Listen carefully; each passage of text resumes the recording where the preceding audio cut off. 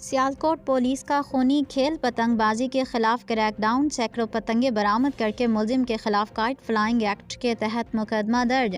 تفصیلات کے مطابق ایس ایچ او تھانہ مراد پور انسپکٹر محمد رزاق مع ملازمان و فیلڈ سٹاف سیکورٹی برانچ نے دوران کارروائی ملزم عمر ولد عبدالستار کو گرفتار کرکے قبضے سے 1200 عدد پتنگیں برآمد کرکے ملزم کے خلاف کائٹ فلائنگ ایکٹ کے تحت مقدمہ درج کرکے حوالات جوڈیشل بھجوا دیا گیا۔ ڈی پی او سیالکوٹ محمد حسن اقبال کا کہنا ہے کہ قاتل ڈور پھرنے سے متعدد قیمتی انسانی جانیں ضائع ہو چکی ہیں۔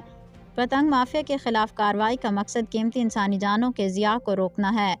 کریک ڈاؤن میں شامل پولیس افسران و جوانوں کو تعریفی سرٹیفکیٹ اور نقد انعام دینے کا اعلان کیا۔